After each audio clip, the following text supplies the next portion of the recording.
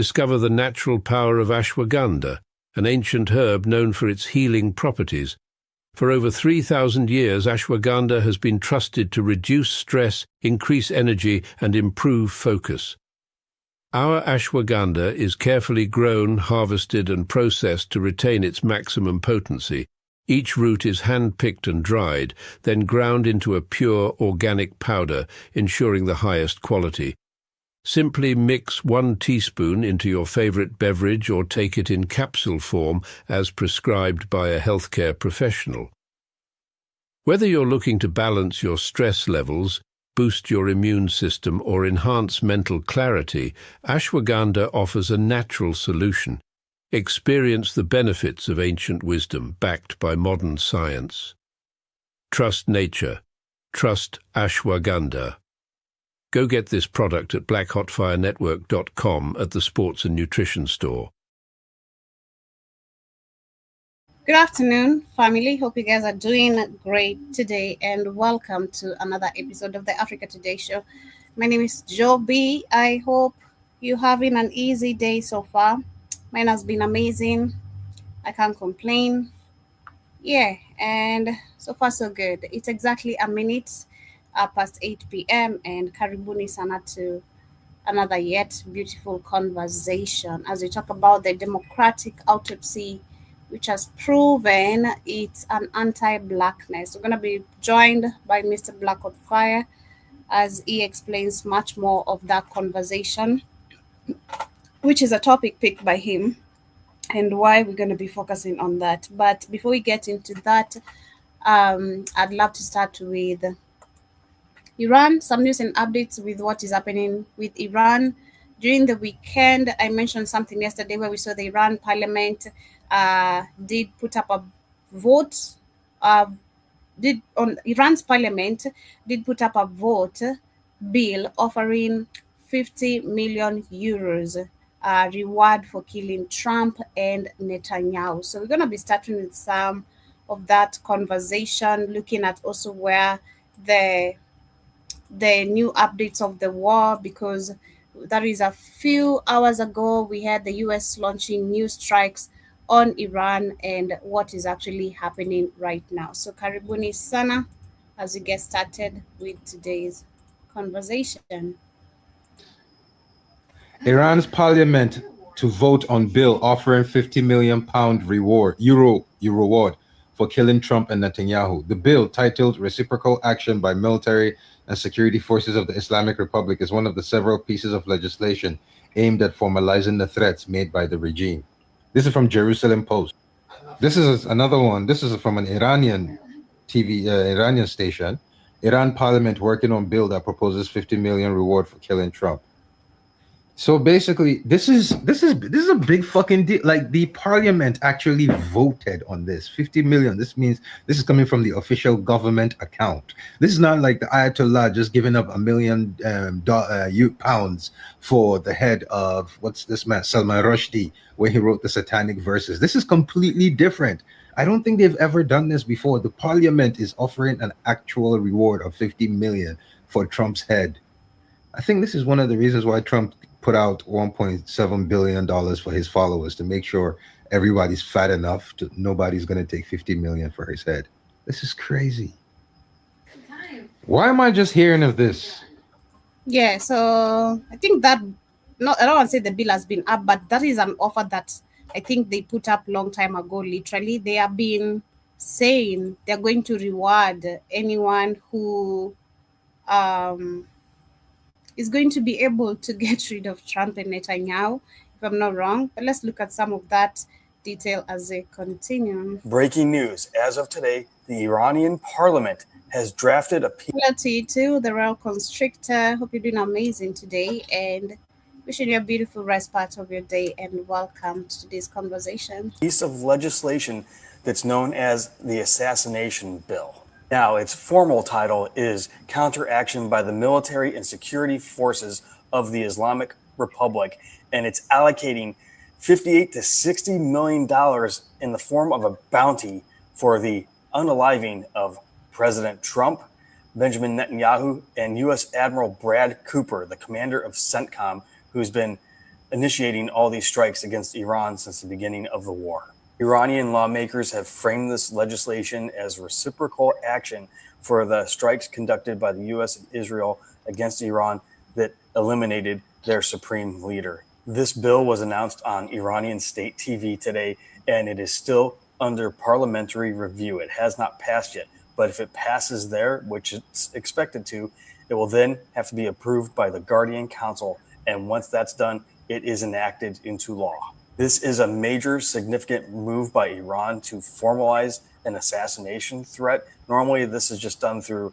religious means and other means. They don't pass legislation to formalize this. This is unprecedented. Now, this is a reminder that Iran is under significant international sanctions, so their ability to make a payment in this amount would be incredibly difficult. It's unclear how they would be able to do that. So very serious stuff here. This is a major escalation. We'll see if Trump responds to this today. I'll be watching Truth Social and the news to see if he does. I will update you immediately, so be sure to follow along for more. Check back for updates. Let everyone know, and I'll see you back here for the 411. Iran just put a price on Humpty Dumpty's head. That's right. Iran just submitted a bill, a piece of legislation to award $60 million to whoever unalives Kenkel's McTaco tits. Baby, this is real. Yes. Hold on. Yeah, I'm like, what the hell? Iran just put a price on Humpty Dumpty's head. I love the way she's calling him Humpty Dumpty. I love the way she's calling him. That's right. Iran just submitted a bill, a piece of legislation, to award $60 million to whoever unalives Kenkel's McTaco tits. Baby, this is real. Yes, Iran's parliament is considering a bill right now that would award what is approximately $60 million to anyone who mamasamates Humpty Dumpty, BB Nanny Boo Boo, and the U.S. CENTCOM commander, Admiral Brad Cooper. And the lawmaker who announced it, who is also the chair of Iran's National Security Committee, said on national state television that this is their religious duty. Now, the bill hasn't passed yet. It still has to pass the committee and get council approval. Now, please understand what they mean when they say this is reciprocal, because that's exactly what he said. Remember back when they unalived Iran's leader? Yeah, so they're saying you unalived ours. Now we're legislating a piece to unalive yours. Reciprocal. So all I'm saying is you can't spend 6 years ordering smashamations, disrupting governments, bombing leaders, and then act surprised when the other side decides what's good for you is good for us, Boogie. I mean, this is what reciprocal looks like when the other side has legislation and a budget, bitch. So whether you think Humpty Trumpty and Nanny Boo Boo deserve it, or whether you think Iran is wrong for doing this, I need y'all to understand what it is we're watching happen in real motherfucking time. Because this is what happens when leaders treat government, treat reality like a TV show, a reality TV show, and forget that the other side is keeping score. And that is going to cost big time. So y'all let me know what y'all think Iran's move is about to be. What's Humpty Dumpty going to do? Iran's parliament has... I don't know what Humpty Dumpty is going to do. I love the way she's just calling him. But the Humpty Dumpty launched some new strike on Iran. Donald Trump says negotiations are proceeding nicely, but the US president has again issued a warning to Iran, saying that no deal means there will be a return to conflict. On the Iranian side, a tempered response today, Tehran says there's a degree of understanding between the two sides. However, both remain in a holding pattern of waiting for an agreement of a deal to discuss a deal. And even with that optimism and confidence being projected, Iran says there's no timetable and no deadline for finalizing the framework. It's Memorial Day here in the United States, and the US president and his cabinet have been paying respects to fallen troops, including 13 service members killed in Operation Epic Fury. The world's #1 state sponsor of terror will never have a nuclear weapon. Oh, and they won't. They will never have a nuclear weapon. America's top diplomat backing his boss and saying the negotiations are a work in progress. So we have what I think is a pretty solid thing on the table in terms of their ability to open up the straits, get the straits open, enter into a very real, significant, time-limited negotiation on the nuclear matters, and hopefully we can pull it off. As part of that deal on the table, a 60-day ceasefire extension would go into place, the Strait of Hormuz would be reopened, and negotiations would be held over Iran's nuclear program. And as Donald Trump looks to seal the deal with Iran, he's also announced he'd like to expand the Abraham Accords, a set of treaties aimed at normalizing relations with Israel. The US president saying Arab nations should sign on immediately before adding that Iran could eventually join too. That, however, highly unlikely.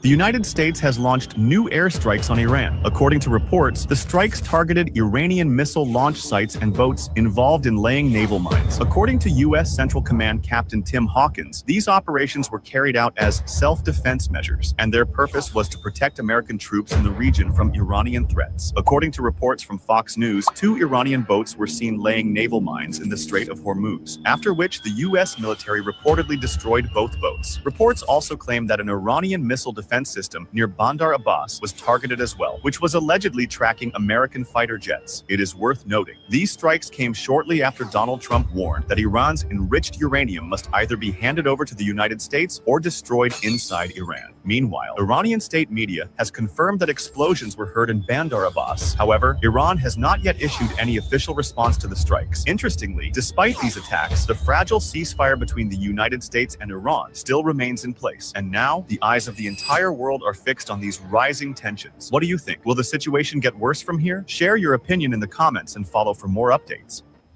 What's up, America? The United States attacks Iran once again in what's being declared self-defense strikes to protect our troops. The United States military has attacked Iranian missile sites and also gunboats that were possibly going to be laying mines. Now, the United States military says this is a preemptive self-defense strike to protect our soldiers while we're negotiating with Iran for a peace deal. Now, some people are saying this is showing Iran that we're willing to continue the fight.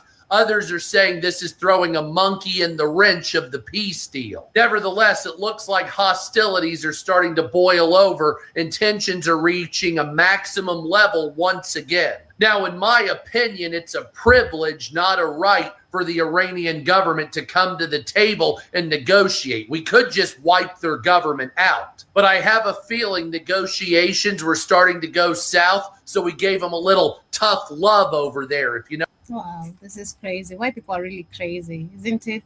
Super crazy. But we're going to shift away from that. Those are just some quick updates about the war with America, between America and Iran, and how the Iranian parliament, or Iran's parliament, has put up a bill. They're looking forward to vote on a bill offering 50 million euros reward, 50 million euros reward for killing Trump and Netanyahu. But as we continue, I'm going to shift up very quickly and share this video. Okay, let me see if I can find the right one. Just give me a minute. But explained by a black person.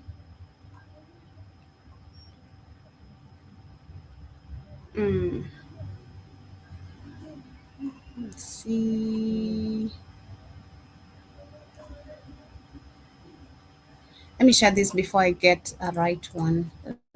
One that's going to explain. Specifically, we'll be diving into how both the electoral system itself and the ways in which elections are administered have been constructed throughout American history and into the modern day to erase the impact of African Americans, steal their votes, and perpetuate their subjugation.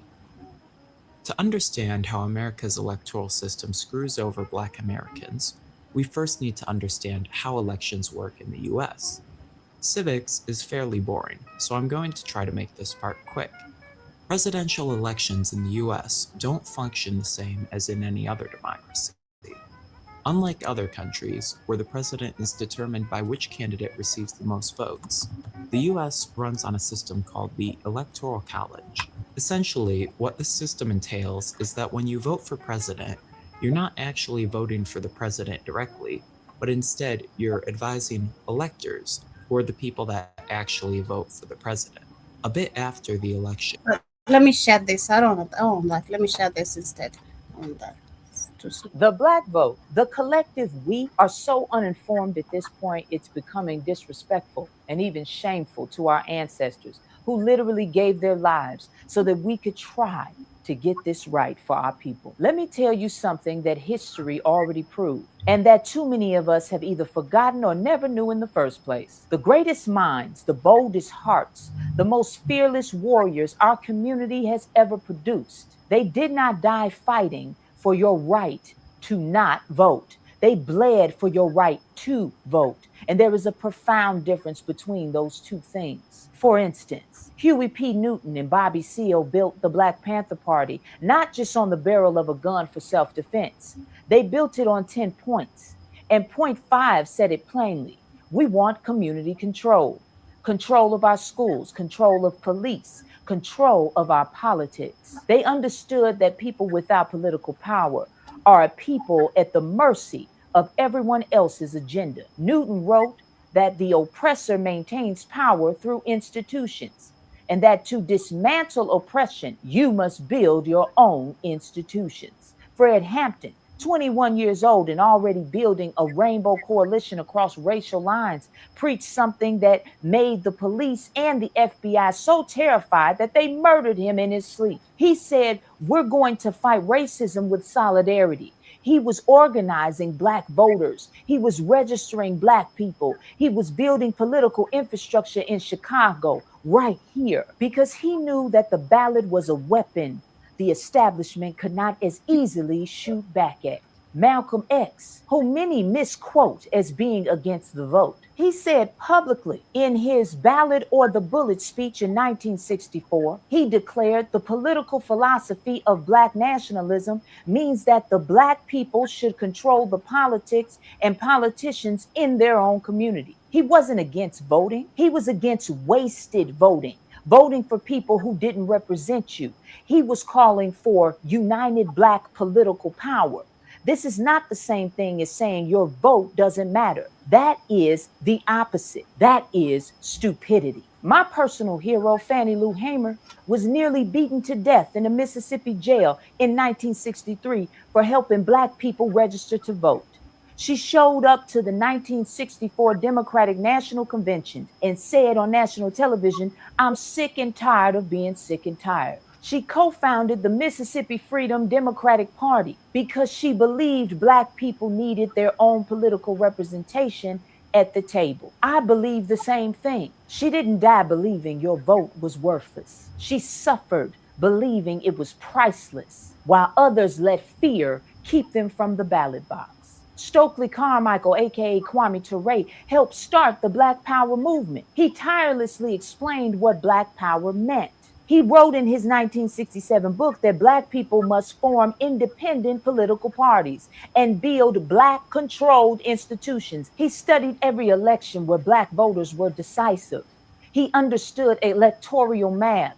He was teaching political science in the streets up north and in the barns down south, with none of the fear or excuses that we hear from folks in our community today. Ella Baker, the unsung architect of the civil rights movement, spent decades building SNCC and the NAACP and other grassroots political organizations precisely because she believed power must be built from the bottom up. She trained a generation of organizers to run for office, canvass precincts, and turn community frustration into electoral action. She said, strong people don't need strong leaders, meaning you have the power. You must use it.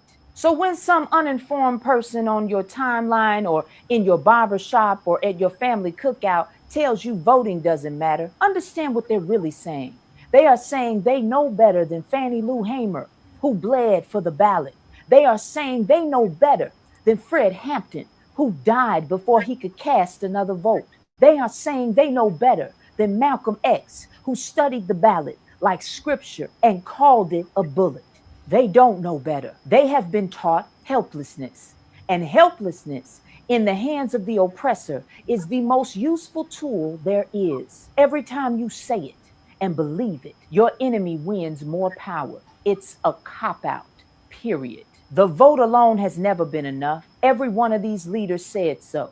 But every single one of them also agreed on the same ideology. We must unify the Black vote, cultivate leaders from our own communities, and seize political and economic power by any means necessary. No more protests in the street. No more just surviving in the margins. If you're a coward, then say that. But don't use your platform or someone else's comment section to try to convince those of us with courage and a plan to do nothing while the culture is monetized to fund billionaires and our lives are threatened daily. The question was never whether to vote. The question has always been, are we willing to organize well enough to make our vote powerful enough to gain leverage over this racist system in this stolen America? I love you, Black man. I love you, Black woman. Knowledge is power. How do you do quick research like that, Jarakio? You always amaze me. You always amaze me how quick you go and pull these people's names, where they're from, where they're born, their moms and dads. Shout out to you, man. You should have been a journalist too, man.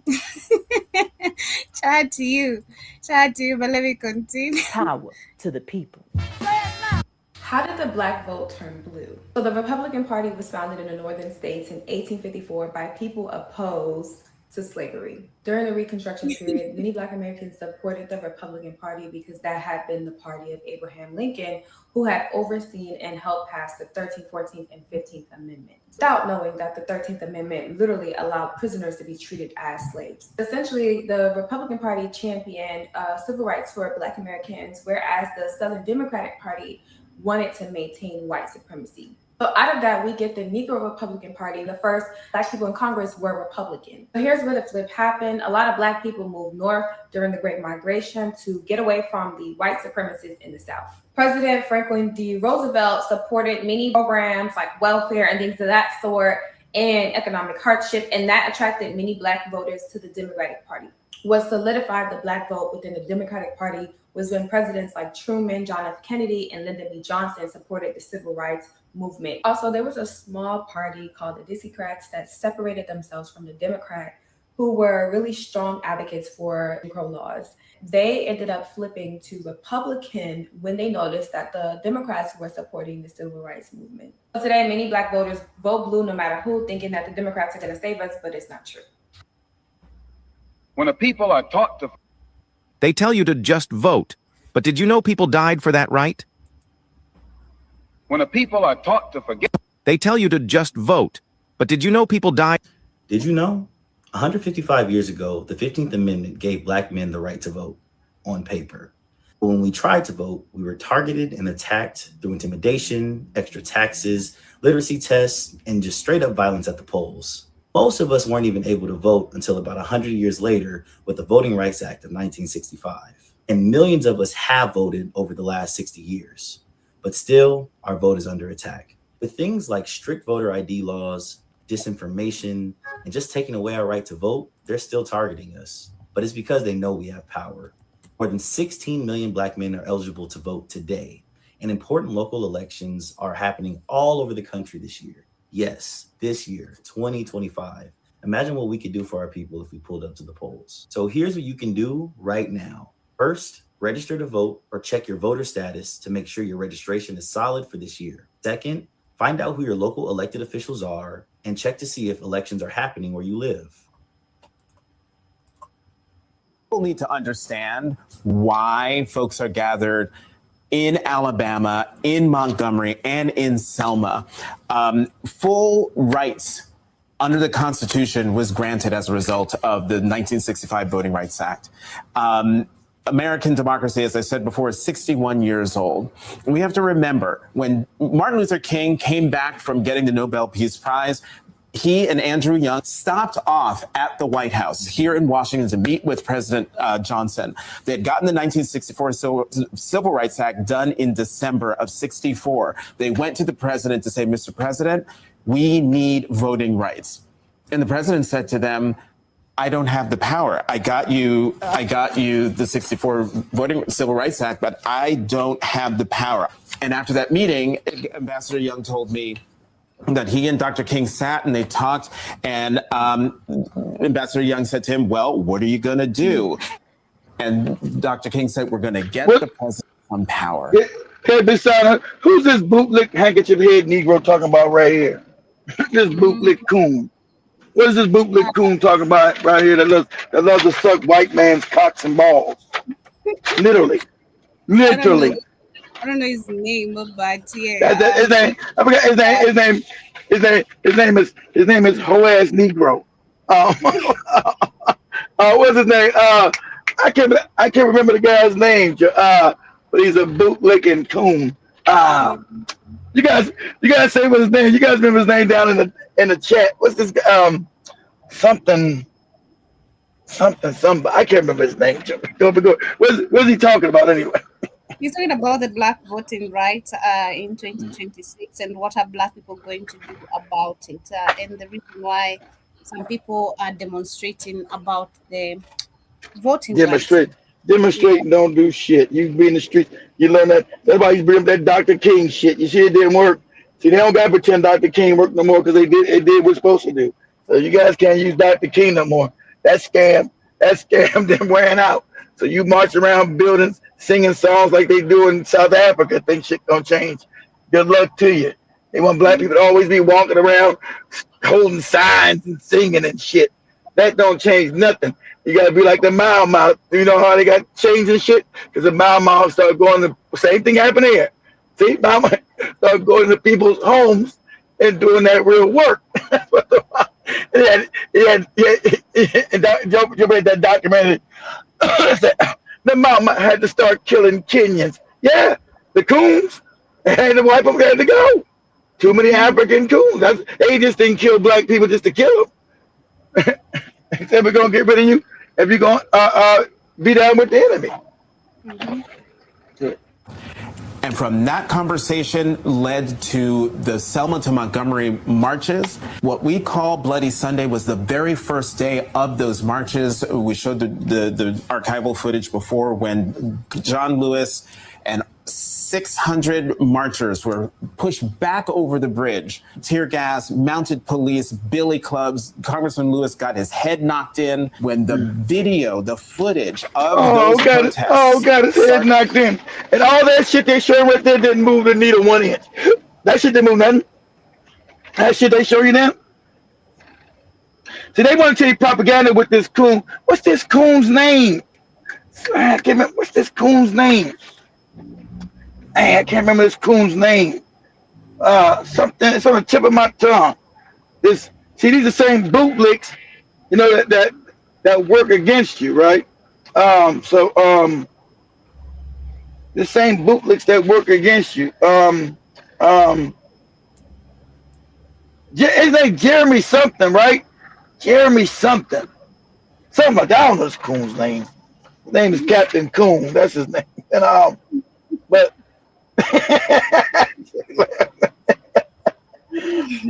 well, whatever this, I can't remember this coon's name. Jesus Christ, I'm going back. But they always get the remember he's everything anti-black, and he's also a homosexual. I'm on YouTube. Not that that's any trouble. Wink, wink. Right? Jeremy Capehart. That's his name. Jeremy Capehart. That's his name. Ain't it his name? You guys ain't getting. You got it. Cassius. Yeah, Capehart. It's Jonathan Capehart. Okay, Jonathan. I know it was. Right when you were, I just got it. I said Jeremy. Jonathan Capehart. That's his goofy name. I know it's some goofy name. I couldn't remember, but he's always been anti-black. Go ahead, Joe. Okay. Being beamed into homes around the country later that day. It was these pictures that showed the American people what was happening to fellow citizens who were only asking for the right to vote.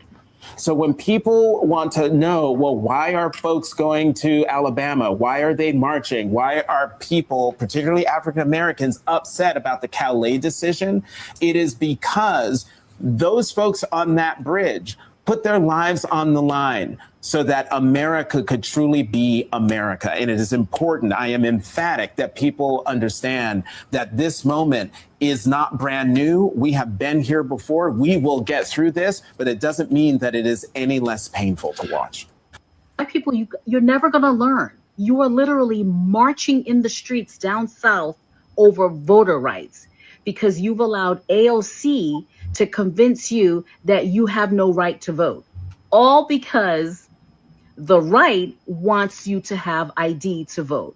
So now you've let them convince you that you don't have an ID, you don't know how to get an ID, and because of that, you're not going to be allowed to vote. Do you remember that your ancestors, they marched in the streets so that you could vote?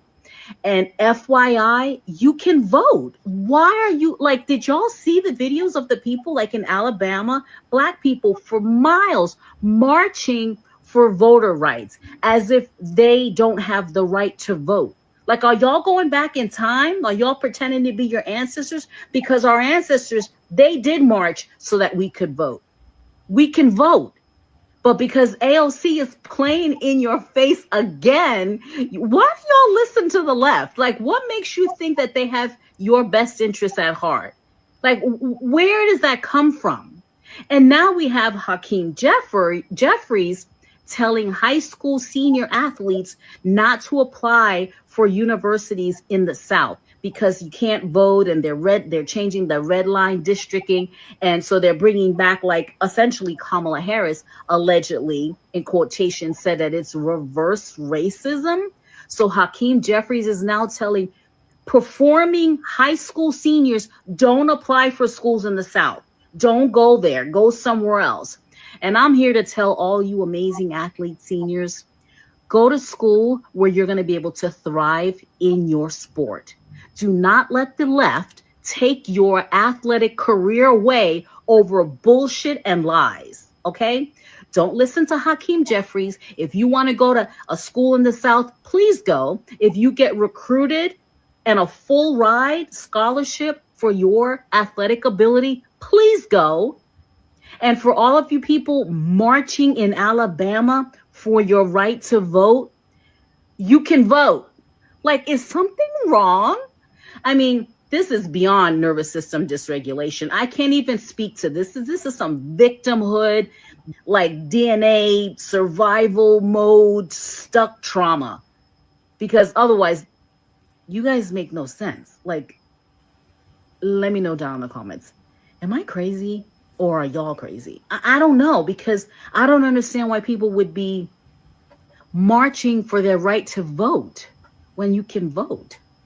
The Supreme Court gutted one of the most important voting rights tools that Black America has ever had. And a lot of people don't even know what they took. We should talk about what just happened and why it's been happening for over 150 years. I'm Alante Serene, and you're watching Melanin Mythbusters, who explore all sorts of Black milestones, mysteries, memories, and myths. So let's get into it. You may think that Black people got the right to vote in 1965, but the gag is that happened a century before in 1870 with the 15th Amendment. That amendment says you can't deny the right to vote based on race, but it didn't say anything about literacy tests, poll taxes, or understanding clauses. And by the 1890s, most of the former Confederate states that had just lost the war over the right to enslave Black people built an entire system around those loopholes. Basically, if a white man couldn't read, they'd pass him anyway. But if a Black man missed a single word, he'd fail. Louisiana used something called the Grandfather Clause. So if your grandpa could vote before the Civil War, you didn't have to take a literacy test. And guess whose grandfathers couldn't vote before the war? By 1904, fewer than 1% of eligible Black men in Louisiana were registered to vote. Local sheriffs destroyed registration lists, and registrars made Black people recite the Constitution from memory. So even though states technically weren't saying no Black voters allowed, they designed the rules to get the same results. But fast forward to the 1950s and 60s, and voting became a huge part of the civil rights movement. When the Voting Rights Act passed in 1965, it changed everything. Section 5 required certain states to get federal approval before changing any voting laws. And Section 2 made any voting rule illegal if it discriminated on the basis of race, even if that wasn't the intent. That gave Black communities, Native nations, and Latino voters a way to challenge laws that made voting harder, even if those laws never technically mentioned race. Within 5 years, Black voter registration in the South doubled. In Mississippi, it jumped from 7% to nearly 60% by 1970. And Section 2 struck down unfair redistricting maps across Alabama, Georgia, Texas, and beyond. Plus, it helped create more Black majority districts, so communities could finally elect leaders that looked like them and fought for them. But every generation, there are people who try to weaken it. In 2013, the Supreme Court gutted Section 5, saying federal oversight was outdated, which caused dozens of states to pass new voter ID laws, close polling places, and redraw district maps. So Section 2 became one of the last major tools left to fight back. But they just came for that too. In a 6-3 decision, the Supreme Court struck down the Louisiana congressional district map. Pause that, Joe. And did you see any of the Democratic Party fight these things? No, because they've been using you for your vote since you switched parties. Remember, both white people are always going to be white people, they're racist. So when we all switched from the Republican Party to the Democratic Party, because you believe that Martin Luther King shit gave you some damn fake, phony little benefits when it didn't. It's because we were like the Mau. We were going, there were, as Joby showed you, there was, and they took down, it was riots all over the country that Black people were fighting for armed rights, and they were burning down the cities. That's why we showed you L.A., Detroit, New Jersey, that was over Newark, Chicago. Wherever Black people were, they were burning shit down to the ground. So we're not going to be, all the time y'all been burned down our town. No justice. And it's always about police brutality. Them always trying to subjugate us. So we refuse to be subjugated. And just like, and it was these handkerchief head niggas, because you guys don't remember, the white people said Black people could have got everything they want. That's why we didn't get nothing. But they put the MLK motherfuckers up there. Same way they did with Nelson Mandela to actually negotiate away your freedom. So we didn't ever really. White people were so scared of us. I'm sure the same thing with the mama. They were so scared of us. They said they were willing to get us everything we wanted in the fight in the street. Not because you were hold on, Joey. Go ahead. I gotta answer this call right to me. That map created a second majority Black district, which helped give Black residents, who make up 1 in 3 Louisianans, fair representation. But the court called it unconstitutional. And that ruling makes Section 2 voting right cases much harder to win. For years, communities could challenge voting maps based on discriminatory outcomes or effects. But now, this means you'll need much stronger evidence that race was a driving force behind the maps, even when the impact hits Black voters the hardest. And of course, the same Confederate states that invented Jim Crow are moving first. Some Democrat leaders are calling this the new Jim Crow, and they've got a point. It's clear that even 150 years later, the fight for voting rights isn't over. If you got this far, comment and let us know if you're registered to vote. Follow Mountain Mythbusters to explore more. Mississippi Governor Tay Reeves is betting that the fight for voting rights stays neatly divided along racial lines. But Black voting rights have never only been a Black-only fight. Some of the volunteers who came to Mississippi in 1964 were white college students for the North, and 2 of them are buried right here in this state on this land. I found some Mississippians who are not Black today who understand that very same assignment, and I want you to hear what they had to say. Well, either my country stands for liberty and justice for all, or it stands for much worse. I'd rather it stand for the former.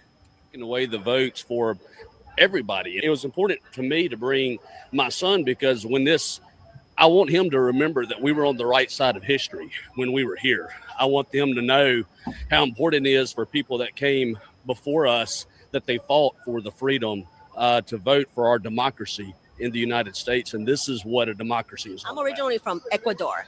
I was born in Ecuador, and I know what it means to leave everything behind, arrive in this country to look for a better life. Our struggles are parallel.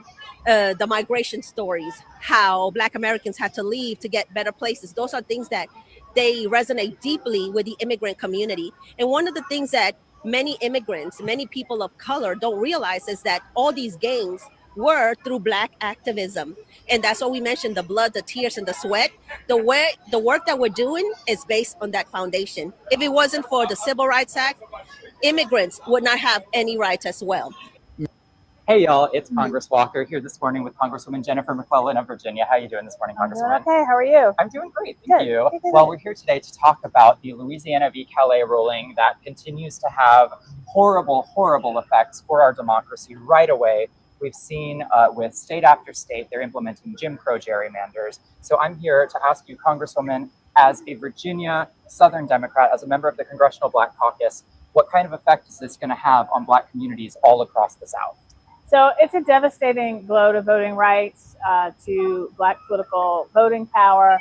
What we are seeing in these southern states is them cracking Black voting strength among districts so that they really won't have a voice and don't have the opportunity to elect the candidate of their choice.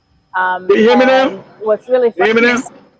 Okay, yeah, probably you couldn't hear me. I don't know my thing on. Anyway, listen, I don't know who's even doing this thing. This is all fake and phony. They find a few people say, oh, we understand. Most of them don't. Most of them are racist, and most of them don't. They ain't been in no fight with us, and they've been in the street with us doing no fight never. So it's like finding three people because they trying to show that, oh, you got allies. As Black people, globally, Black in America, we have no allies, and you better come to that conclusion. As Dr. John Harry Clark said, we told you we have no allies. And sadly enough, Black people, if you learn how to stop hating on each other and tribalism, wherever you go at, you don't need any allies because you're the majority on the planet. But people want to always divide you, and you end up dividing ourselves. But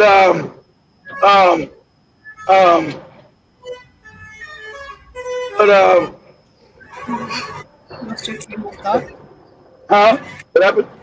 You lost your train of thought. Yeah. I heard some weird noise. That's somebody outside. It's matatus. The matatus making. Okay, that's sound like a clown. Somebody was like a circus guy, like a clown car or something. Anyway, so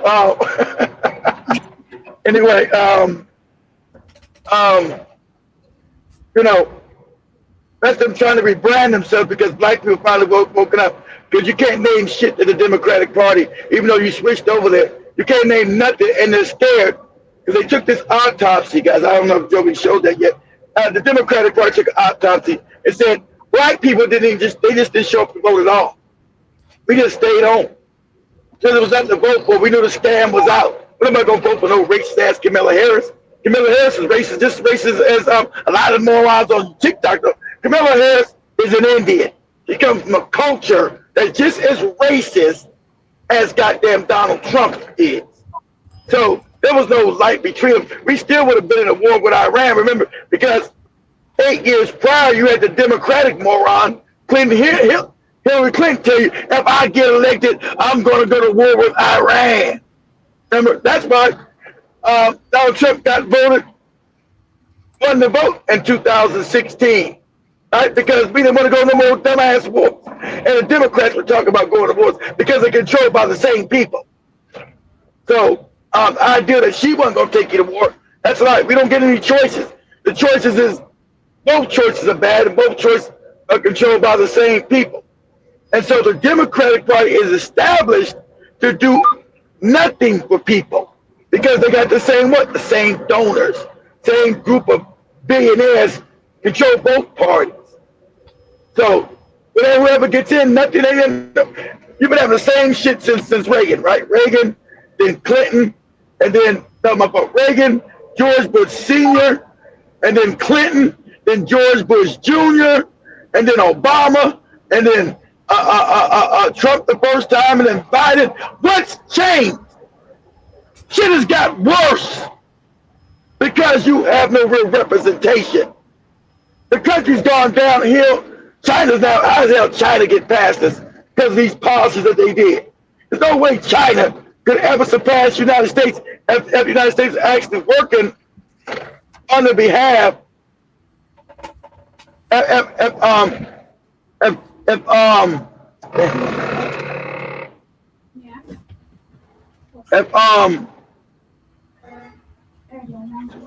trying to get over. If any of these parties actually working on your behalf, remember the Democratic Party, when the Clinton gave out the working class people because they wanted the rich donors, right? They wanted the rich donors that the Republicans have. Everybody knew the scam about the Republican Party. The rich, that's why they remember Republicans could never win Congress for like 40 years. They could never win because everybody knew the Republicans was a white man's party. And they just help the rich. And when they get in power, they give all the money to the rich and fuck everybody else. But through racism, they figure out, you know, like I told you, Southern strategy, said we got to figure out a different way to fool these white people and just be racist, but we got to be slick about our racism.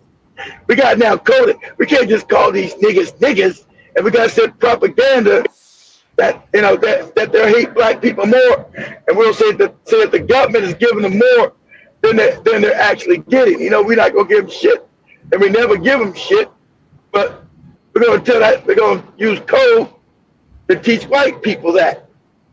But all this time, right? All this time,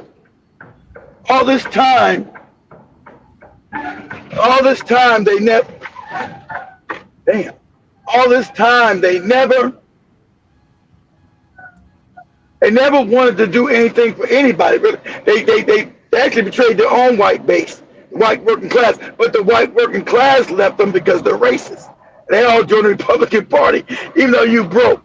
Remember, everybody knew Republicans were for rich people, but all the poor white people became Republicans because of racism. And so they always got fucked. But they say, oh yeah, I'm white, and we can still, yeah, run the country as long as I'm white. But the Democratic scam was to fool black people with the implication is that the Democratic Party is going to be fighting white supremacy on your behalf. But now after 60 years, you know it's a lie. The Democrats were locking up black people. The Democrats were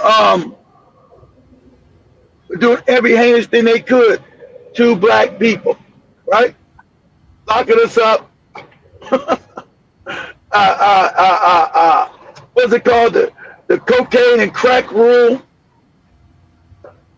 So, you know, the Democratic Party has been knocking us in the head for 60 years. And so, it says black people are not sophisticated enough as voters. What I'm looking for, sophisticated as voters, right? We kept falling for the same scheme over and over. We kept falling for the same thing over and over again. We kept falling for the same thing over and over again, the banana in the tailpipe. They would use all kind of feel-good shit, but and then they put Negroes in high places. They put black faces in some high places who didn't do shit for you. They act like, oh, look at them. Look at the same way they do in Africa with these fake black presidents, right? The same scam. It's brilliantly wicked because it's the same fucking scam over and over again. So it's the same scam over and over again, right? Same scam. And so they put a bunch of handkerchief-head Negroes in power, a fake power. They said, look, things have changed. You got black mayors, you got black congressmen who never did anything for you. That's for the Democrats. That's why you got all these fake Democrats down crying, right? Because now their whole damn scam is going away. Their whole damn seats are going away in the House of Congress. The whole seats are going away now. You know, the scam is now dying, right? Scam is now dying. So that's what you have going on right now. So scam is dying. Let me share this video as we continue. Keep note and be wary of people that had the most to say today when the DNC dropped their autopsy report, but when the Republicans gutted the Voting Rights Act, they had nothing to say. They may or may not be progressive, but we do know that they are not progressive for Black Americans. Because if you could take time out of your day to read that DNC autopsy report and compel yourself to make a video, When that Voting Rights Act passed, when everyone was talking about it, everyone had a thing to say, you chose to skip. You chose not to make a video. You chose to be on the sidelines, or you chose to be in the comment sections. But were you on the front lines making videos, being mad and outraged? No, the fuck you weren't. But when the DNC drops their autopsy report and it doesn't have anything to say about Israel and Gaza, you have the most to say. You want to be the loudest in the room. But just know, we are noticing some patterns with you people. You claim to be progressive, but you're not progressive for Black Americans and what's best for us. But you're progressive for everybody else. And then you want to gaslight us that we're the bad people because we want to care about Black Americans and what's best for us when nobody else cares for our best interests but us. So yeah, keep note of these leftists that had the most to say about the DNC autopsy report today, but they didn't have shit to say about the Voting Rights Act being slashed. No, today is primary election. None about your voting rights being snatched whatsoever. They don't care. In Alabama. And before you decide to sit this one out, I need you to remember something.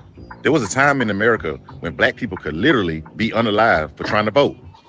People were beaten with clubs, attacked by dogs, police dogs at that, hit with fire hoses, lynched, fired from their jobs, threatened by white supremacist groups, like everything. All because they wanted to have a voice in this country. In Alabama, this ain't ancient history either. This is the same state where Black people marched across the Edmund Pettus Bridge during the Selma movement and got brutally attacked on Bloody Sunday just for demanding voting rights. Our ancestors didn't go through all of this just for us to sit at home talking about my vote don't matter. Yes, these primary elections, they matter because a lot of decisions that affect your everyday life starts right here at the local and state level. School boards, judges, district attorneys, state lawmakers, policies, maps, funding, all that matters. And let's be honest, Alabama has already shown us that they are willing to make laws and redraw districts in ways that limit or silence Black representation. That's why voting matters. And on top of all that, parts of the Voting Rights Act were gutted in recent years, hell, recent months. Protections our grandparents fought for have been weakened. That should make you even want to vote more, bruh. Don't hand your power away by doing nothing. Oh yeah, and today is also Malcolm X's birthday. Now yes, Malcolm X had mixed views on voting throughout his life. But one thing he always pushed was Black empowerment, political awareness, and Black people taking control of their own future. So Alabama, today is not the day to stay home. Our ancestors were beaten, jailed, terrorized, and even unalived just for trying to do what many of us can do in minutes today. Get your ass up and vote. Don't let their sacrifice become a forgotten story. Exercise your right, all right? Like for more. Some people keep repeating this DNC autopsy report like they discovered the smoking gun, when really all they did was dust for fingerprints while ignoring who was holding the damn weapon the entire time. Kamala Harris did not spend her campaign wrapped in identity politics. She spent it talking about issues tied directly to people's survival, affordable wages. Now you see this nonsense? See, this is Democratic shield talk. This is fake talk. See, they want to keep confusing you with bullshit. Kamala Harris is not a friend of Black people, never has been. But they get their boot-licking coons that say, oh, Kamala Harris, well, she wasn't identity. Exactly what she did when she was locking up Black people in goddamn fucking in goddamn California, and then keeping Black people in prison in California when she was Attorney General of that state. See, this is all, they always get a handkerchief head, especially for Black women. They want to give you some bootlicking handkerchief head to talk crazy to you. Say,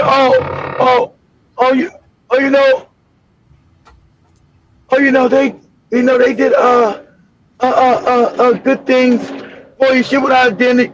You can't name shit Kamala Harris ever did for Black people when she was in California, when she was a senator of California. Nothing. You can't name a goddamn thing that's no good for our done. Nothing. But they want to now revive her as some kind of fighter for Black people when she was locking Black people asses up in goddamn California. And then they try to change her history as if she wasn't selling her coochie to get position. She was actually sleeping with men to get position. Kamala Harris was selling all kind of coochie. So this is known. Judge O'Brien was doing Me and JoJo Brown show with Joby that time. You're giving up all kind of coochie. This is a known fact. So they're trying to make her. They trying to rewrite her history. Oh, she's a saint. She didn't do all this. She almost tell you she was giving up her booty. You know, giving up them butt cheeks to get positions. You know, he's known. You know, I sleep with the San Francisco mayor, a low down Willie Brown ass, right? You know, sleep with all kind of, sleep with all kind of crazy coochie. So, you know, this is nobody trying to make, oh, Kamala Harris is doing all these great things, and oh my God, and how great was she? And you're like, what? What are you talking about? So they want you to forget all about that. They want you to forget, and that's what I'm saying. Since they get paid, it's just despicable to keep you running on that same a treadmill to nowhere over and over again. You run on that same damn goofy treadmill to nowhere, right? On the same damn treadmill to nowhere. That's what they want to keep. The same damn treadmill to nowhere. You know, don't make any damn sense. Oh, she was. Oh, look what she was doing there. She was not in any politics. Remember, who controls Kamala Harris? AIPAC. Put us up, Joe. Put us up. Yeah. See, that's how I know these. We always get them. That's why, as black people, you got to start becoming more politically sophisticated. You know, they think we're all stupid and we lack sophistication. That's why they keep using these schemes against us, right? So, put us up on TikTok. Say, yeah, they try to go back. I know she was laying with everybody, selling her coochie for jobs. That's a fact. And that's not allegedly on nothing. We know that's a fact. You know, you want some of my coochie? Give me a job. Anyway, so say Kamala Harris rebrands the Freedmen's Bank. Rebrands the Freedmen's Bank. But she destroyed the bank that was built by black Americans for black Americans. She destroyed that. And this Glaze talking about she's your buddy. See, they don't want you. They hoping on a lot of you guys are caught up, black people, caught up in entertainment, all other kind of goofy shit. You really don't never know what's going on. It says Kamala Harris did not rebrand the Freeman's Bank, but she was deep in the Treasury Department's initiatives to honor and expand upon its historic tradition during her times as vice president. I was saying you put a video on TikTok. Oh, okay. Let me see. Sorry, let me pull up. You can do it that way too. Kamala Harris.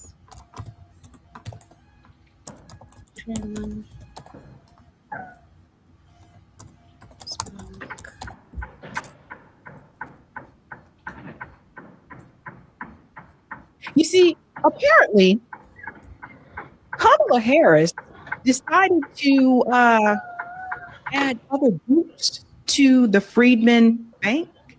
Exactly. So this is her trying to steal. So this is her trying to steal money from black people. The little money we have, she was trying to steal it for Indians and other motherfuckers, the East Indians, her people, other people. So she blatantly, hoping that you wouldn't know this, but see, I'm a political animal. When you get to talk, get some bootlicking, handkerchief head woman up in there. Kamala Harris was good and didn't do project. Why she's robbing your black ass blind. Go ahead, Joby. A little bit as well. The Freedmen Bank, it was created for freedmen, those who are free, were freed from slavery. Those who are outlaws and like their descendants, obviously American descendants of slavery. That's what the Freedmen's Bank was created for. Yeah. There's a reason why it's freedmen. Exactly. And remember, white people stole millions out of that account. So she was going back to the white playbook to steal millions out of that account. Steal black people's money. Because white people stole millions out of that account. Millions. Go ahead, Joby. Not black people bank, right? So apparently last year, she decided to collaborate with the U.S. Department of Treasury and make changes to the Freedmen's Bank. Don't have to believe me. Here's her speech here, and then I'm going to show you the text to highlight some of the changes that have been made. And I think if you are freedmen, I think you're not going to be happy about this if you didn't know about it. Here we go. So Freedmen's Savings Bank was founded by the United States Congress in 1865. It was a bank unlike any other our nation had known. Freedmen's Bank was established to serve Black Americans newly freed from slavery. So notice, once again, she tells you exactly what the bank was established for. So here is Kamala Harris openly admitting she knows who this bank was for. Let's go on. To help them build wealth and to build a better future. At Freedmen's, to open a savings account, you just needed 5 cents, which, as I've calculated, is about $1 today. In the years after its founding, tens of thousands of Black families opened an account at Freedmen's. They saved up to buy a farm, to build a home, to open a business. Even school children saved their pocket money to deposit it in this institution. And then 9 years later, after the bank first opened its doors, because of an economic downturn and because of the organized assault on the project of Reconstruction, Freedmen's Bank was forced to close. Over 60,000 people lost their savings. Now, Freedmen's Bank was guided by a vision. The vision of an economy that works for all Americans and includes all Americans. Let me pause. So you see what she's doing? Notice how includes all Americans. So this is something I do want to point out. A lot of times people bring up Black Wall Street, the burnings of Black Wall Streets. There are several different Black Wall Streets at that time. But a lot of times people bring that up as another example when freedmen lost their wealth in this country. But that's not the only example. This is another example here, the Freedmen's Bank, where all those people lost their wealth. So just keep that in mind.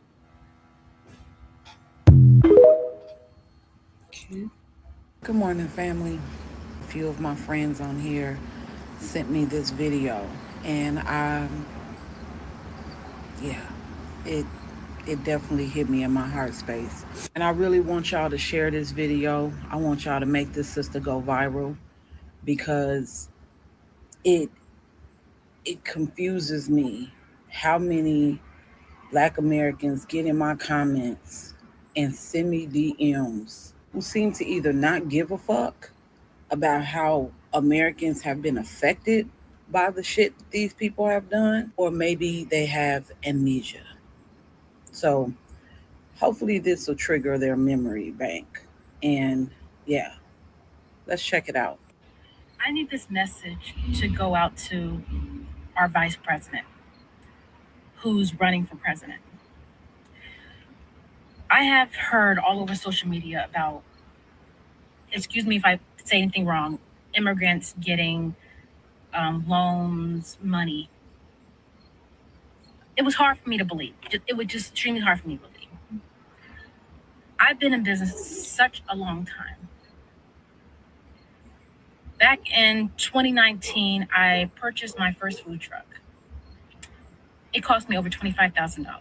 I paid it cash money. I worked hard to pay for this truck. I'm now selling it because I'm doing other things, but I'm selling. Because you can't get no loan like they do. Exactly right. You can't get no loan because you're Black. That was set up for us. She's trying to give it to her Indian people. This shit is and see, and they'll have the boot looks like Joe. We just showed Kamala Harris was good, and see, because they know you're not. It's Black people. You forget that you're not sophisticated. Go ahead, Joe. Go ahead, keep playing. I had a guy come to look at purchasing my vehicle or my food truck, and he explained to me he's an illegal immigrant. He has no credit. He has no money in the bank. But he showed me his paperwork that he will receive funds to purchase my food truck. I'm thankful that he's buying it, but I'm hurt that I worked so hard to pay cash for my food truck. I have good credit, can't even get a business loan because of the color of my skin. I have veterans in my family. I'm a veteran. I've been self-employed for so long. But somebody, please tell me, how do I work so hard to have somebody who comes to this country, not long, no credit, and he shows me paperwork where they'll be funding him money to buy my food truck. And when I talked to the bank, they told me, remember the scammers make sure you stay on the scammers make sure you stay on the bottom. They'll finance everybody but you, because remember, white supremacy is black on the bottom, everybody else in the middle. He's a little eager, but they give money to him, not to you, because that has changed the damn racial code they got that they built globally. So that's what goes on, and that's what Kamala Harris is trying to do. And you'll have motherfuckers, especially sad to say, black women, dumbass, will come to you, oh, Kamala Harris is going to be fighting for us. And you're like, are you out of your fucking mind? You know, most black women, I will say a lot of them know that Kamala Harris is a snake in the grass, you know, selling her rotten ass coochie, you know, for votes and shit, you know. and you know, she's married to what? She's married to one of those folks, you know, in the comics, they all be married to one of them folks. Ain't that funny? She married to one of those cats with the hats. So you think she married one of those cats with the hats and she's there helping us? You know, that's a lie.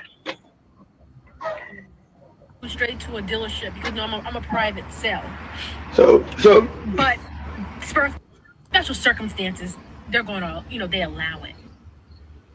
But I need my president to tell me why I worked so hard all these years, all these decades. See, sis, remember, this was Joe Biden was in office and Kamala Harris was in there. She probably not even know about the damn Freedman Bank that was going on. This lady probably not even know.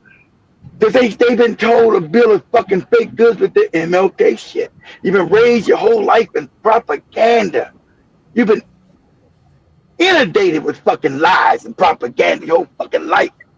And since black people don't read shit, don't take time to start investigating shit, look, at a young age I did, so I could connect dots and understand that you're being propagandized to think a certain way. You know, well, because the Democratic Party is not set to help you, lady.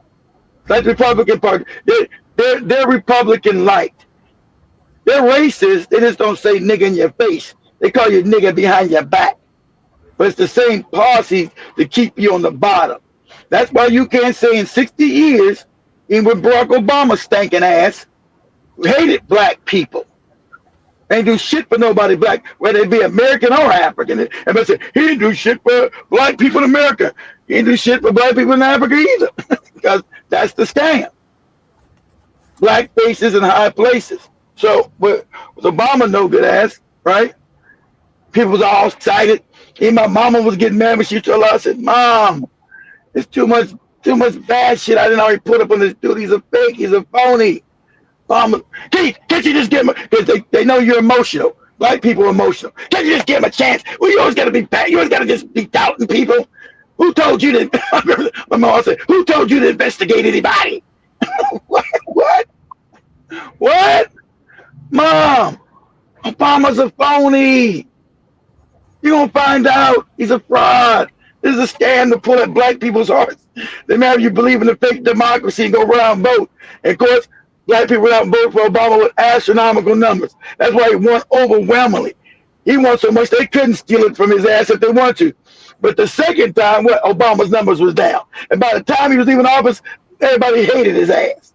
Black people hated his ass, right? He couldn't get nobody to vote for Hillary Clinton. That was, he said, I feel it'd be a threat to me, a personal slight on me if you don't vote for Hillary Clinton.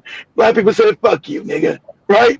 And Hillary was out there telling me, I'm going to have war with Iran because it doesn't matter what party you're in. They're controlled by the same people. And the system is supposed to keep black people on the bottom. That's why they're fighting so hard in Africa, to make sure Africans stay on the bottom. No matter anything, have you seen why they fight so hard to keep Africa on the bottom? At least give Africa half their money because it'll fuck up their pyramid scheme. They're obsessed. So what the hell does Kamala Harris have to do with the goddamn Freedmen's Bank? Nothing. Why is she going to attack black people's money to get everybody else so you can stay impoverished? That's why. But go ahead, Joby. Get a business loan, but I bust my ass to get the money to create my business. And we got immigrants coming here. And they're getting money. So am I still lying? Are we, the MAGA cult, are we still lying? Because it's only a matter of time before it hits your front door. It's only a matter of time before it hits your employer or your business. Because I'm quite sure a lot of people out here who may have went through similar situations did not expect for them to have financial hardships in which the government skipped them over to give to people who just got here a year ago. And this is just the tip of the iceberg here, because we're not going to talk about how many people out here went to jail or prison, served their time, finally had jobs thanks to President Trump, only for those jobs to be taken and given to illegal immigrants. So when people get on here and they say, oh, well, they're doing jobs Americans don't do. You mean construction? You mean warehouse work, retail work, food workers? Because last I checked, those were the jobs that most Americans were actually doing. So if you think for a second that this won't affect you just because you think by voting for this lady, you're protected, you got another thing coming, because these people eat their own. So you're just meat for the lions.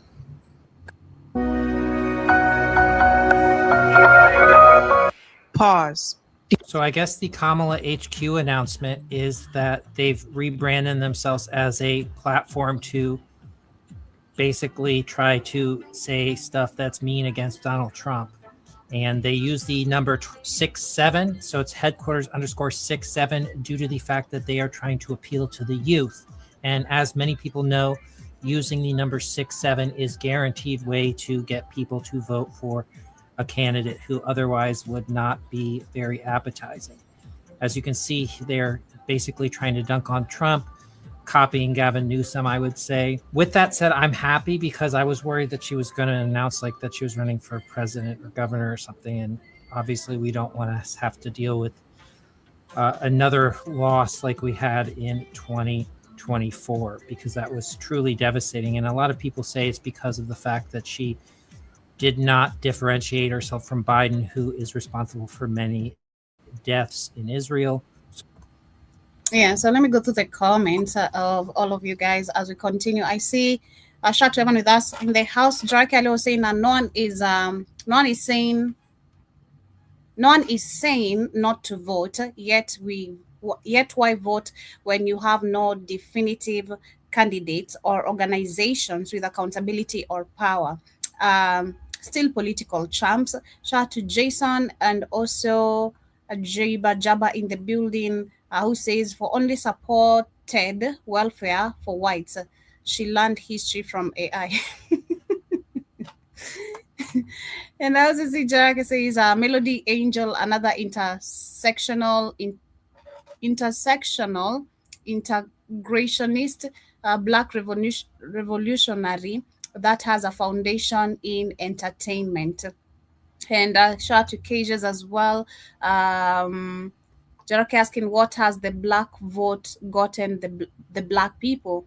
Good question. And I also see Keisha says, read the message, the name in the message. Okay, I think we got it. And I also see Jackie says, watching these clowns pisses me off. Left, right voting, fruitcakes, synthetic looking black women. Okay, wow. Jibba says, American blacks are too divided to vote in a singular bloc to extend power and affect lasting change for the collective. I don't think it's actually just the Black Americans. I do believe it's Black people globally were divided to not even know who is good for us. I don't know if it really makes sense. George Shat Demore, I see in the chat. 10 Speed Karibu says, when it comes to Republicans and Democrats, I'd rather have a honest racist than I can't do nothing for you, Democrat.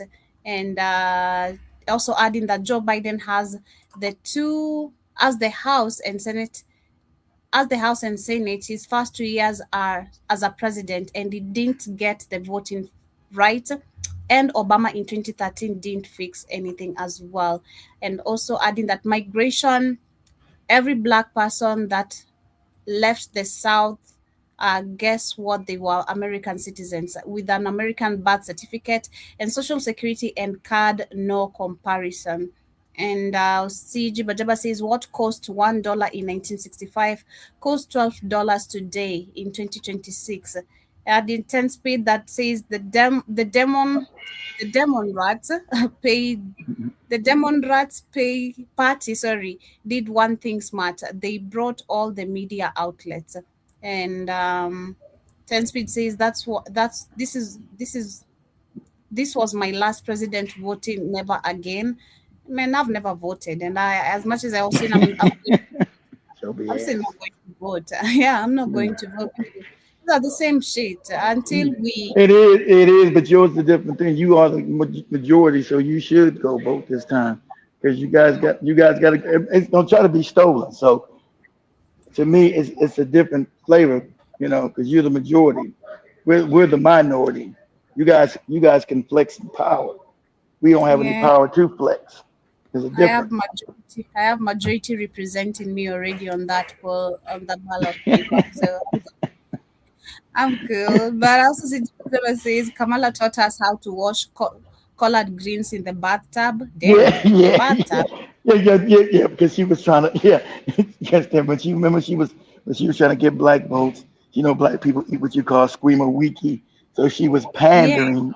She was pandering, like she was pretending she was one of us. Same when she went to Africa. I remember my grandfather in Africa. Me and TNT, that grandfather was Indian and a racist. He left that part off, right? He left the part that their granddad over in Zambia was a racist Indian. She left that part. My granddad was part of Africa when it was getting free and the revolutionary Africans. That's a lie. There's no Indians help no Africans get free or nothing. So that was a lie. Yeah, and also see Jerome says Judge Joe Brown is a whole snitch. Jiba adding that Judge Joe is just salty. He didn't tap it. Yeah, oh my god. That's crazy. But also says F all that we are talking about the money, you Negroes. And Sail the 7 says Caribou Sana says I was kicked off.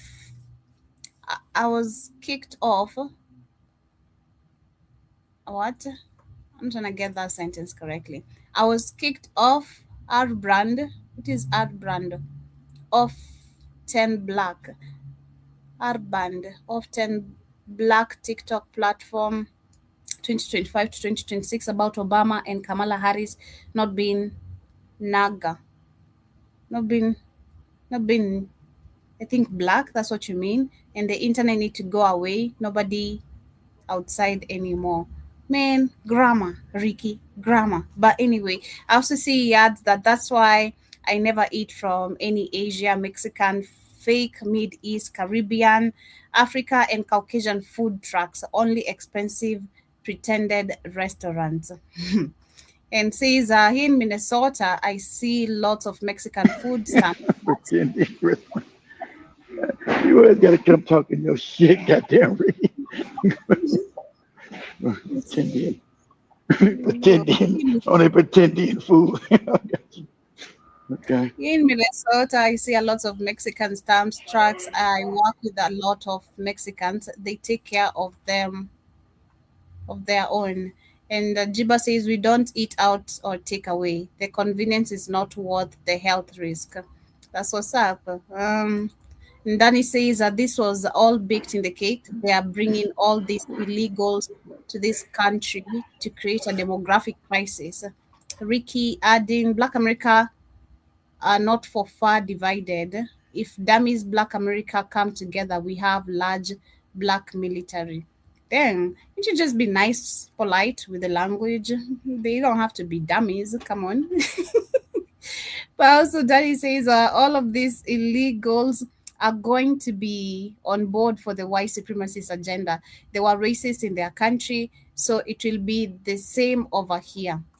10 Speed says, Keith, your boy Floyd is broke. The Jays cheated him. He said he stands with the Israel. And John Musto says, Joby, if you don't vote, tomato prices will continue to increase. I know, man. Shit. Don't even go there. But I said earlier, at least the prices have gone a little bit lower, with the tomato prices. For now, they're a little bit lower than the way they were. They're back to at least a normal price we are used to. Not so normal, but it's better than how it was 2-3 weeks ago. It was crazy. And Aaron James Karibu Sana says, I just came in late and I don't know the topic, but I wanted to know what Keith thought about Floyd Mayweather getting over 100 million stolen from him by his juice box manager. But yeah, but by his J's, I think I think it's poetic justice and good for him. He was up there talking about I don't care what I'm having Joby show that video. I don't care what it is. I'm about Israel every day, about Israel. When they stole 150 million from his stupid ass. He said he gonna sue him. You sue who? They control all the damn courts, you moron. So he's already broke, right? He got $1 billion he went broke from because he's an idiot. Imagine $1 billion. You're too stupid to keep $1 billion. You're a moron. So he was king for Jews and they once stole all the rest of the little bit of money he had left. It was like 150 million from his ass.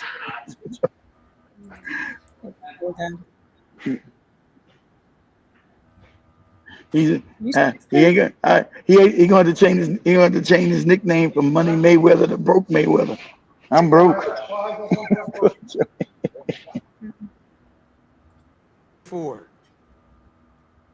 I'm not with you guys 10%, 50%. I will always be the voice for the people in Israel. I will always stand behind the country of Israel. See that? And look, and we always know he was a coon, right? He's a super coon. All these they always know super coon. So he knows he can't go Kanye. Kanye's a coon, but Kanye went off the reservation and told the truth one time and tried to jump his ass back on the reservation, but they won't take his ass back. He did his coon and then came out and told some truth and got kicked off the damn plantation. This dude has always been on the plantation. He's a super coon. He's stupid. He can't read. He can't write. They stole all his money from him. So you see, ain't nobody coming to his rescue. The same people that's I'm having Joe show this. I'm having Joe look it up. We say Floyd Mayweather going broke. I'm gonna type that up on TikTok too. He stole all his money. We go ahead, Joe. Let me talk. In Israel, I will always be here for you guys when you guys don't have a voice. Yeah, there's such thing as a house nigga and a goddamn field nigga. This is a house nigga. And that's why they stole all his money. The same people he's loving and supporting, they stole all his rest of his little bit of money he got. He broke. He can't pay no bills. People file lawsuits against his ass. And I love it. Go ahead, Joe. You love it. Behind Israel, I wasn't looking for an award. I felt I did what was right. And when you choose your side, you stay on that side. And this is the side that I chose.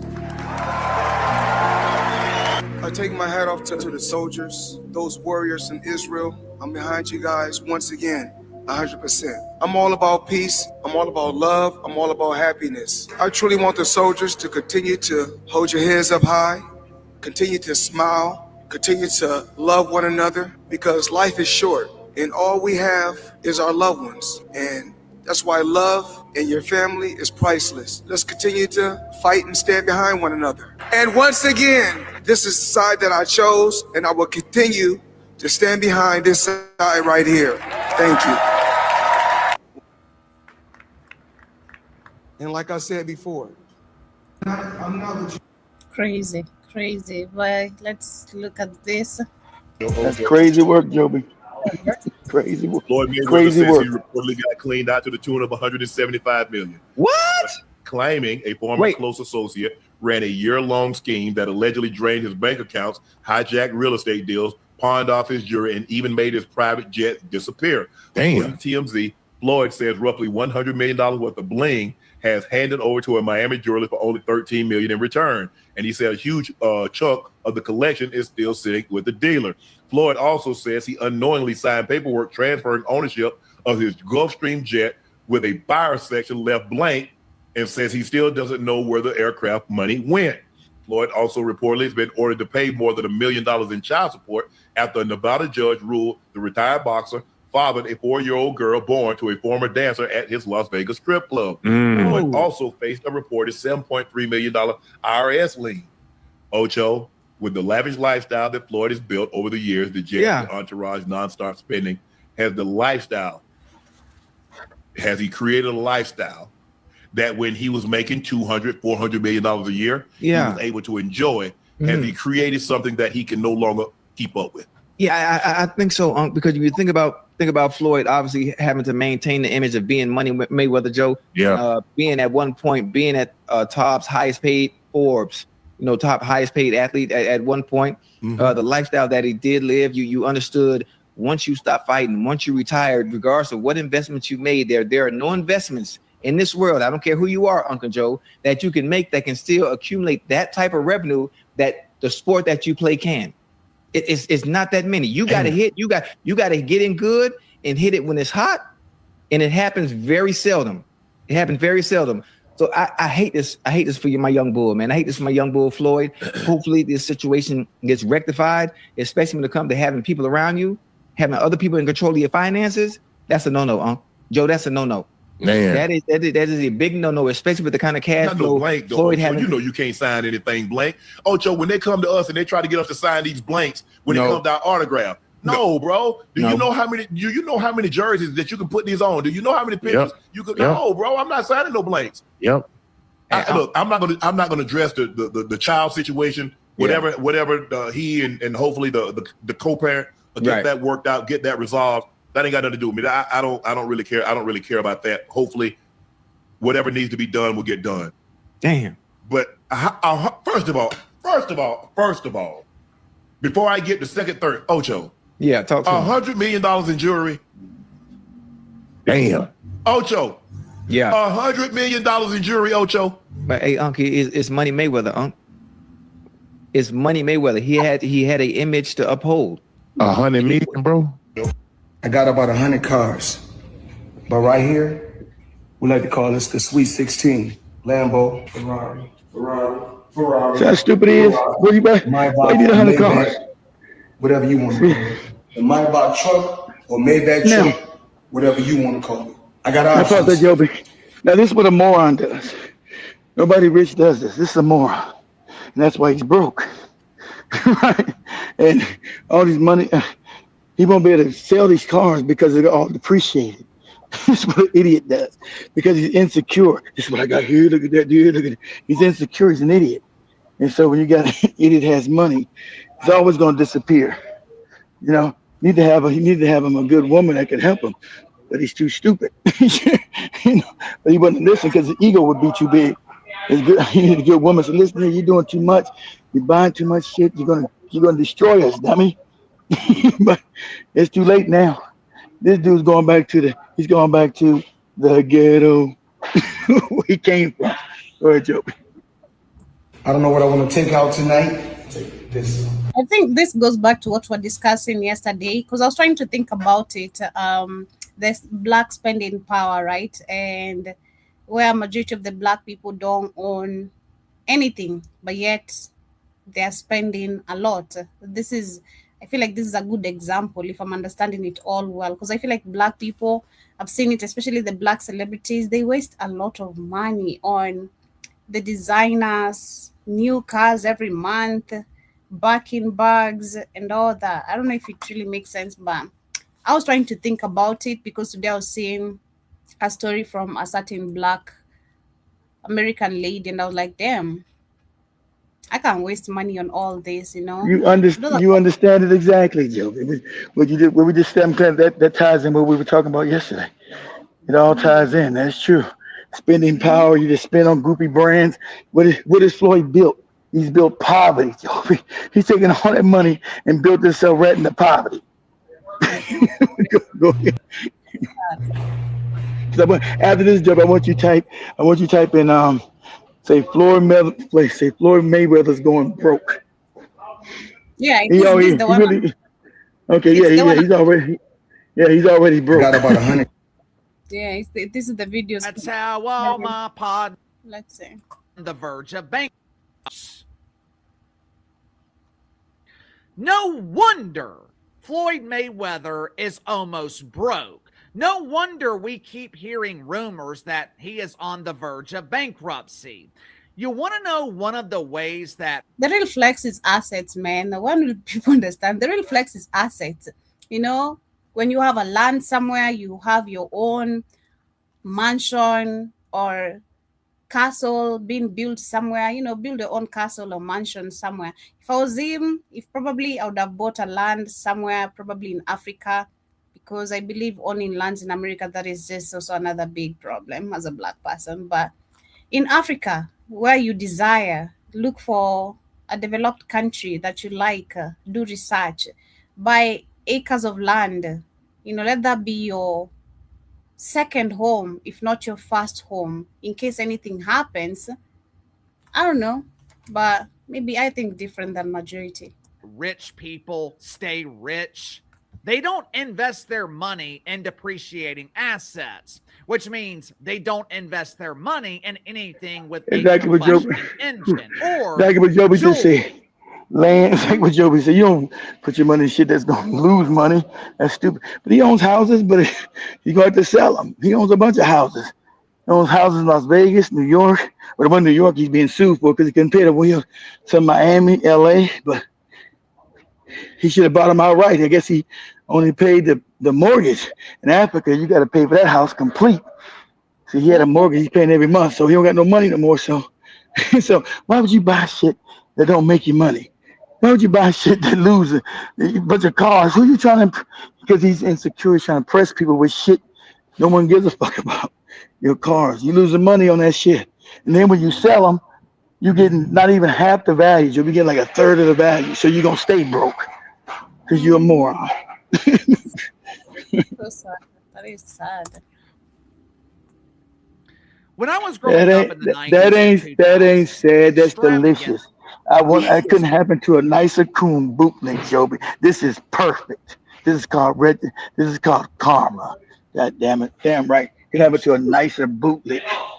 Yeah. You should buy at least a bunch of cows, you know, become a big milk supplier, you know, buy some chicken, become egg supplier, you know, do things that are going to generate you money that later you can now buy these cars you want or even one. Why do you need all those cars? I don't get it. You know, personally, I never get why you need to have like 6 different type of cars. It's moving the same. I don't know. Maybe the mileage might be different, but He told you at 100, not 6, 100. It's still gonna get you to where you want your destination. God damn it. Shit. This is so crazy. Dream. Celebrities were flaunting their wealth. Rappers were bragging about their money. They do. Money, hoes, cars, and clothes. That's how all my partners roll. Wow. 24-inch rims, TVs in the headrest, flaunting the fact that we're flying commercial while they are chartering flights. The extravagant lifestyle, a life of excess, it was mainstream. Back then, when I would watch their videos on MTV, my dad used to tell me all the time, a fool and his money will soon part. As I have gotten older, I've come to the realization that my dad is usually right. And he was damn sure right about a fool and his money. If you don't believe me, just look at Floyd Mayweather. Floyd Mayweather has never been viewed as a brilliant scholar or a wise philosopher. Hell, I don't know if Floyd Mayweather even knows how to read. But there is one. I was shocked when kid told me that thing, like he doesn't know how to read. It's crazy. And it's always it's sad. It's always the uneducated, the ones who can't read, that waste money like that. Crazy, It's so sad. This is why I feel like financial education should be, or financial literacy should be literally very common to the Black society or the Black people, because you're not gonna do this kind of stupidity when you become a millionaire. Because I've seen how someone might win a lottery and then within a month or two they're broke because you don't know financial literacy. You go number one announcing to people, you wanna flex, and that's a big problem.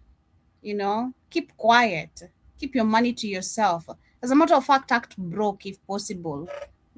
Go begging so people can always talk shit about you, but you have money.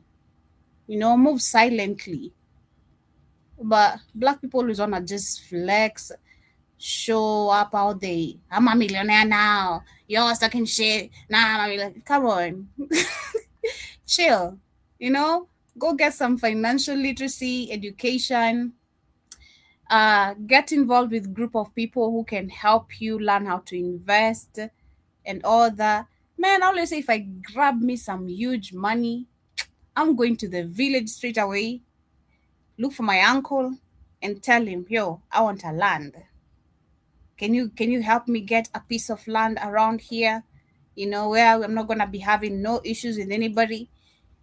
Because my mom, if it was not cancer, my mom wanted to buy a land. So she had to spend all her money. She had saved all of it. And at that time, actually, land was really cheap than the way it is right now. So she had to spend all her money on the chemotherapy, all that radiotherapy, all this cancer, whatever, that don't work. So financial literacy is really, really important. It's the discussion we keep on having every single time or once in a while, because it's not there, sadly. One thing that he is really good at doing, to his credit, Floyd Mayweather knows how to make money. Problem is, that is only half the battle. There are a lot of people who know how to make money. The question is, can you keep it? You see, Joe was saying the ones giving him financial education, they're the ones stealing away from him. That shows how much of also a stupid person he is, because that even shows more deeper of the stupidity. I don't know if it really makes sense, because you have financial advisors, but they're now even stealing more from you. Like, please. What's wrong with you? For 10, 15 years, Floyd Mayweather has carefully cultivated this image. Look at me, I'm Money Mayweather. I still rep with them racks out. Got $250,000 in my Louis bag if you want to know what that sack about. And sadly, that's why I'd say, man, because I always see the daughter always just involved. Yaya Mayweather, she's always just involved in scandals of fighting and all that. Just some stupid scandal. I'm like, man, ain't you a child of a millionaire or a billionaire, how long the money was? You're not supposed to be behaving this way, You're supposed to be behaving this way. But now I see it comes from the dad.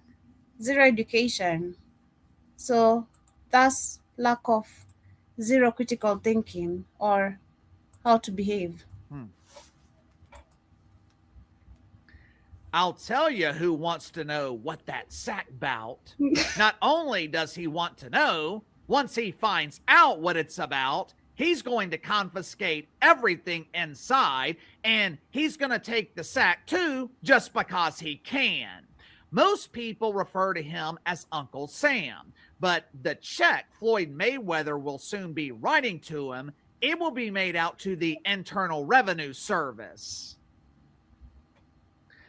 Floyd Mayweather has cultivated this image of Money Mayweather. In terms of entertainment, that's fine. But if you're gonna be Money Mayweather, you better be damn sure that you're watching your money.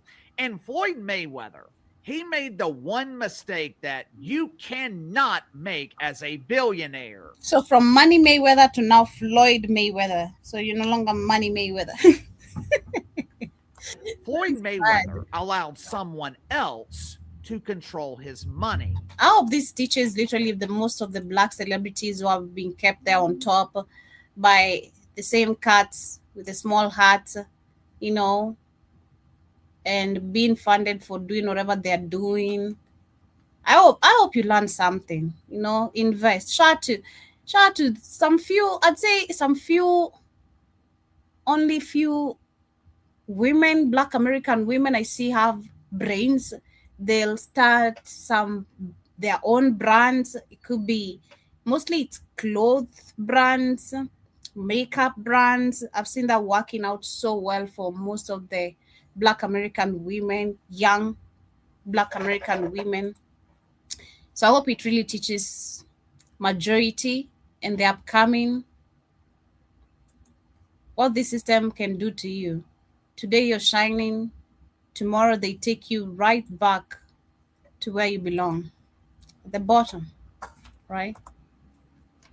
It's crazy. Breaking news, Floyd Mayweather is in big trouble with his money again. The undefeated boxing champ just filed a lawsuit saying he got scammed out of $175 million by some guys he trusted, including his close friend, Jonah Recknix, and a few others tied to shady deals. And according to the lawsuit, by the way, TMZ is reporting all this, they tricked him with fake investments, stole cash from wire transfers, lowballed him on $100 million worth of jewelry. He only got back like $13 million and even made his private jet and other stuff disappear without telling him. But here's the simple news version. Floyd handed over control of his cash and deals to these guys, and now he claims they ripped him off big time. He wants every penny back plus extra punishment money. Well, here's the funny part, and yes, we are laughing hard at this one. Floyd spent years selling out hard for Israel. He visited the country, bragged about standing with them 100%, donated big money and supplies to their causes, including bulletproof vests and water, and even picked up awards like World Champion for Israel. He got super cozy with the same circle of guys who have strong ties to Israel. And what happened? The very people he was hyping up and supporting allegedly turned around and took him for $175 million. Classic clown move. You sold out for Israel and they cleaned out your pockets. Floyd, the money man, got played like a rookie. Tough luck, champ. Maybe next time, read the fine print before you pick a team. This is nothing but laughable, and you deserve it. Floyd, you're 50 years old. You're a legend in the sport. I've stood up for you in countless interviews. I know life is hard. I know life is expensive. But come on, dude, put your legacy first. Nobody wants to remember you like this. And it gets worse. Your jeweler filed a lawsuit against you in Miami. And many are saying you're going to have to sell. I remember watching this fight because my dad, being an ex-boxer, he was so excited about the Mayweather boxing that day. So I remember watching this. Now the bishop can send him some money like a pastor, help him out. Oh shit, it's crazy. For assets. I hate seeing this happen, bro. As I've always said, it's hard to make money, but it's even harder to keep it. You say you want to take this sport serious, then take it serious. What is this? This is not a popularity contest.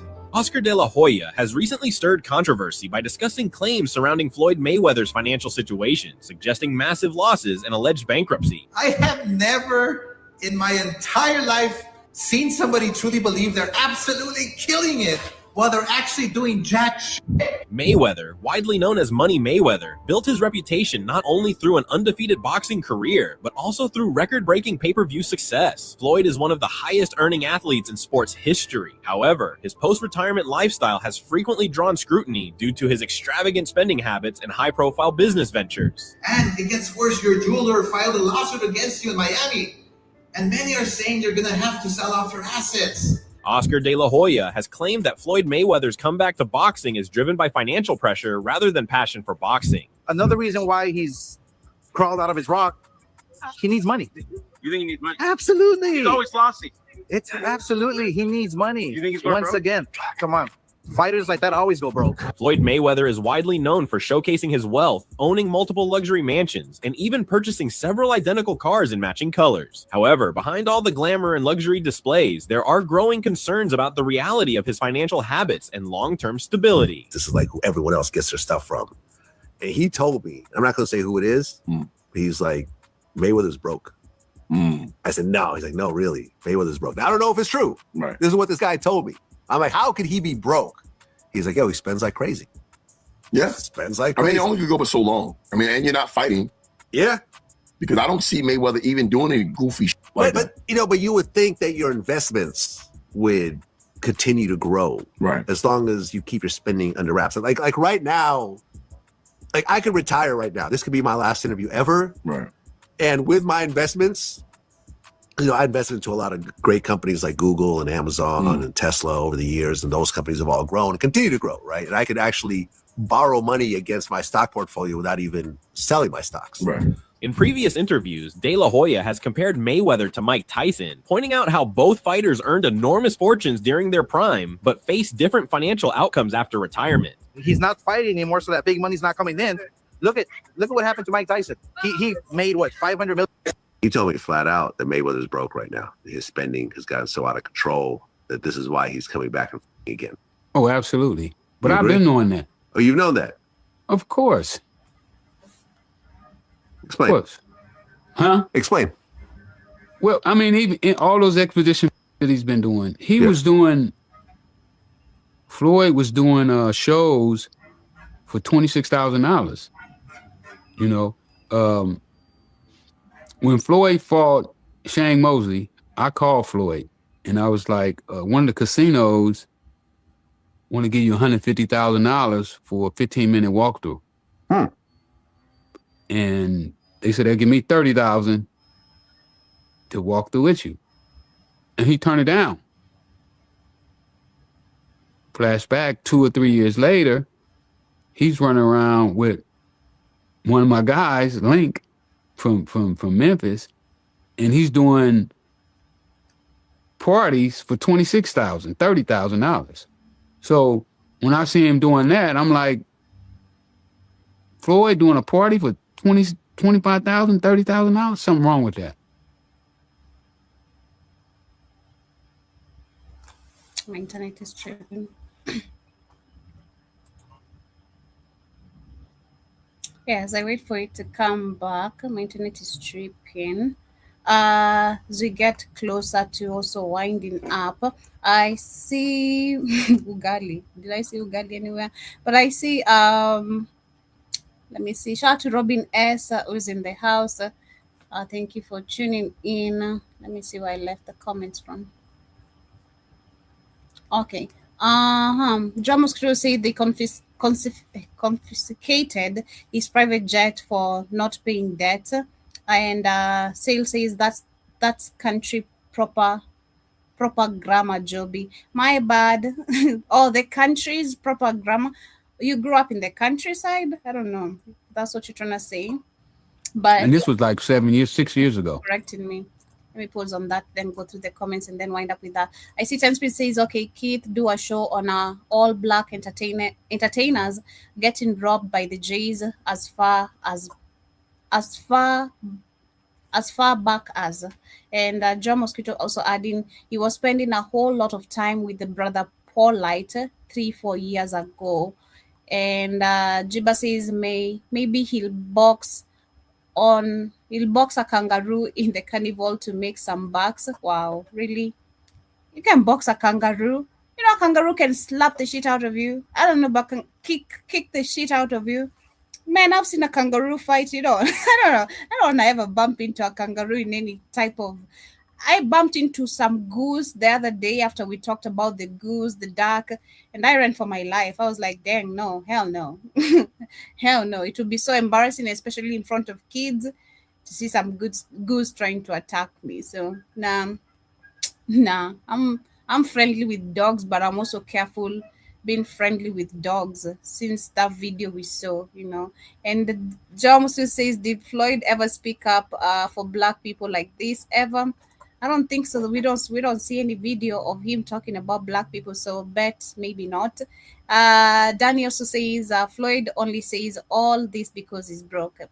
KW Don, nice to see you. Been a minute. I hope you're doing amazing. Says Floyd was too flashy and financially illiterate. Exactly. That's what I'm saying. We need financial literacy within the black community. It's not just him. Trust me, we have a bunch of people who don't understand financial literacy. They get money and they just go blowing it out, wanna flex, especially when they get the big money. You think like this is gonna take you till forever, especially if you're misusing it. You're like, dang, it's crazy. But yeah, living above his means, exactly. Daniel also says, according to the report, he was on top of this business. Handle your business or your business will handle you, period. And John Moscow says, rumor has it Floyd can't read. Yeah, I think we've discussed that a couple of times. Keith has brought that conversation up a couple of times when we discussed Mayweather. And Jiba Jaba says, I'd have to be pretty creative to blow 10 million per day in a year. That is crazy. That is so crazy. Robin Caribou again says, she says he's just signed a blank too. They told him to give that white girl money. Damn. John Musto says 100 million on a senseless jewelry. For what? For what? For what? Man, if there's something that really amazes me, especially as a girl, I don't like all that flashiness. It surprises people when I say I don't even like flowers. I'm not that type of get me flowers type of a chile. I don't do that. I don't know if maybe I have more manly type of behaviors, but I like it that way. I'm not with all that. You treat me good, that's enough. That's enough. Of course you're gonna spend, but not on stupid shit. Not stupid things. Get me some diamond jewelries. Get me a backing bag, or I'm not gonna be your girlfriend. Get me a Maybach so I can know you love me and I'll have a kid by you type shit. I'm not doing that. I'm not doing that. I barely even fantasize of fancy flowers. No, I'm cool. I'm okay. Get me some KFC. That's the type of flowers I like. Give me KFC. Give me some milkshake. Let's travel, let's go somewhere, talk about what you want to do about your life. You want to buy a land, those kind of things. What do you want to invest in?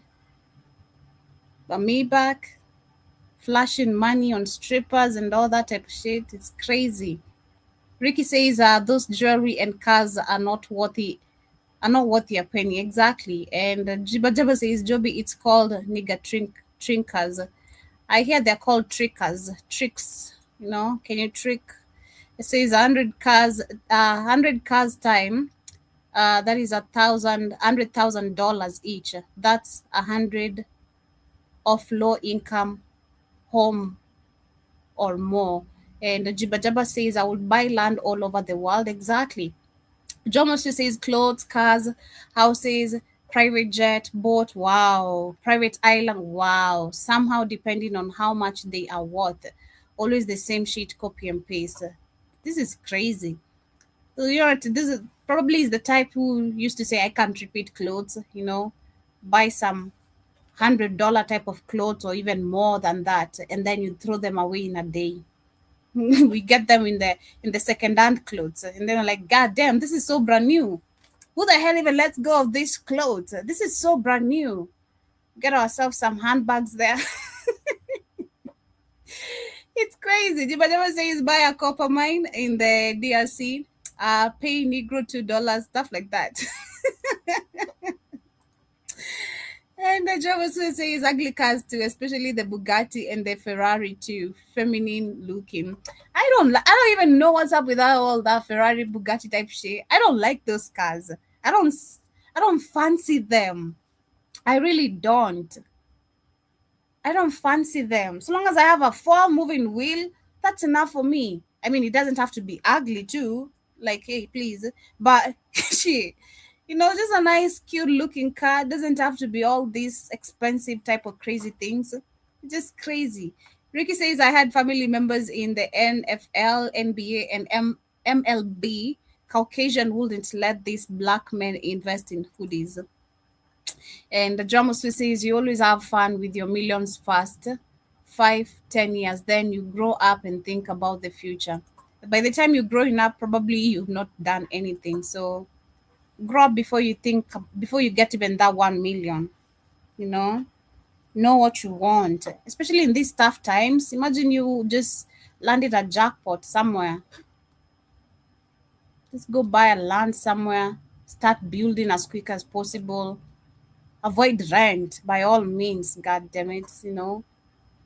Pull electricity in your house, pull water. It's just that simple. The only thing you're going to be paying once you have a land and your own home is just electricity and water.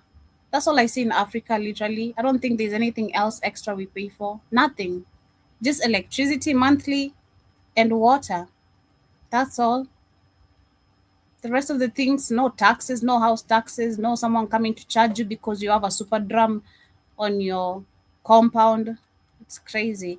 And I also see Cassius Williams Karibu says this DuPont saying nothing about breakfast stealing school money. And Jibajaba says in the 90s, high schools ended financial literacy classes like learning how to balance a checkbook. Dang. I did business in high school personally. It helped me learn a lot. It helped me learn a lot financially. I did business. I didn't do geography. I did business and history, but I still didn't like history at all because I didn't like it. And it makes sense why I didn't like it. Now looking at the history we're being taught. I loved business a lot. I loved Swahili. Those are my top performing actually lessons when I finished high school. English, Swahili was the first one, then English, then business, and I'd say Christian religion education. And yeah, those are my best. And then I also see Keja says these white supremacists love to talk about black people like white people aren't doing the same thing. John Musto says in the most cases, these people giving him financial advice are the ones stealing from him. Yeah, but yeah, as we wind up, let me play this video as we wind up with today's conversation. I mean, look, Mayweather broke is not our version of broke, right? Me and you being broke means we're really broke. Mayweather broke means that, okay, he may have to sell off one of his homes. He may have to sell off a few watches. Well, they saying in New York, the guy that he was getting an apartment from is suing him for that apartment. Yeah, I mean, look, there was a story that he had bought one of the buildings in the Diamond District, and then a bunch of people said that's not true. But he was announcing it on IG, but then other people were like, no, that's not true. Look, if you look at his IG right now, this Saturday, he's doing a meet and greet at the MCM store in Vegas from 2 p.m. to 3:30. That doesn't sound like something Floyd would do. Yeah, last time I talked to him, he was telling me that he was buying the biggest building in New York. And right, that's what I'm talking about. This is crazy. And then just popping fresh, But I already knew it was game. I done did too many deals to know when somebody got some money and when they don't have no money. And I feel like this is why it's also how do I say? Trying to find the right words to put it together. If black people had unity and then you get such money, go find your fellow rich black community. Again, this is what we're talking about, doing things in silence and not announcing stuff. And create some black power, because it starts by creating. Literally, black power doesn't have to start by voting and all that. It starts by you building something of yours. If I'm wrong, correct me, building something of your own that can generate you guys money, Find some fellow black millionaires, put your minds together, See what you guys can invest in. Where do you want to invest? Look at the future benefits of your investments before you invest. Do research. I don't know. Anyway, everybody's given the right mindset. We keep saying that. We keep saying that because we see the same thing here in Africa, with especially, I think, for us to talk about on the girls level, the girls who are gonna get people spend a lot of money on them, a lot of money, and then once they break up with these guys, they're left broke. And you're like, what did you do with this money, since someone was giving you like 100,000 or 500,000 every month? Oh, nothing. I was buying backing bags. I furnished my house. You don't have no business. You have. Please, let's wake up. let's be smart enough. And I'm gonna read the last comments. Then he says, exactly, get money, market, high interest yield in savings account, land, precious metals, businesses. On top of that, use that money to buy high-powered lawyers, politicians, etc. Exactly. John Mosque says most of the money comes from the advertisements and endorsements of endorsements. So if they say or do anything wrong, contract terminated. That is true. I do agree too. Shout out to Jabba. Have a good day too, and have a nice time on your black job. Danny says, if I ever hit a lottery for some millions, you wouldn't know. Damn image. I've got nothing to prove. Exactly. The problem is the black community wants to prove so much. I got it. You was laughing at me. No, please. Fine. Win in silence, as a matter of fact. Let people see you popping shit, but they keep on asking where did they get the money? And you have some businesses running, you have shit running, not you running your money and your mouth and nothing you're doing. It's crazy. What's a Maybach? It's a Maybach, John Mosquito. Don't act like you don't know what's a Maybach. You can't buy land around the world unless it's America. You can buy land if you want to in Africa, Ricky. You just don't want to, and it's okay. You don't want to.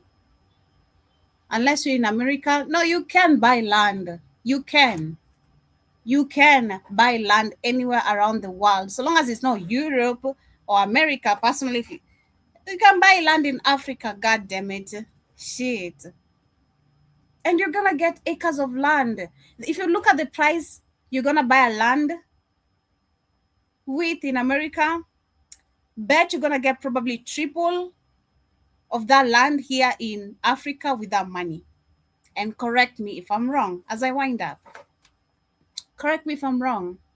And also see 10 Speed says, let's look at the Jays and the list of black entertainers from the sports and singers far back in the 90s. I can try. We talk about that. It's actually more expensive, Joe, in Africa. The land, our own land. You guys know our own land, but it's more expensive in Africa than America. Yeah. 2 acres cost you like $15,000. Yeah, acre land here maybe $2,000. 2 acres is cost me $15,000. Depends on the location. That is why I'm saying you have to do research. That's true. But I'm way out in the rural space. Shit, I'm way out in the middle of nowhere. Shit, and by Nairobi it's even more. And it's spacious. It's really spacious. You can see it's spacious. But anyway, much love, family. That's where we come to the end of today's conversation. I hope you've learned a thing or two, or you've consumed a thing or two. But we leave it right there. That has been our time today. See you guys tomorrow. Same time, same place. 10 Speed.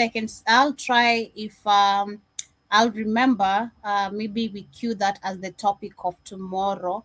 So I'll see what we're going to be discussing about tomorrow. If not, I can cue that as the topic as we go deeper into the history of how the black celebrities have had their money stolen by the Jays. But much love. Have a beautiful rest part of your day. Peace, and we're out. Closing remarks, Keith, if you're still there.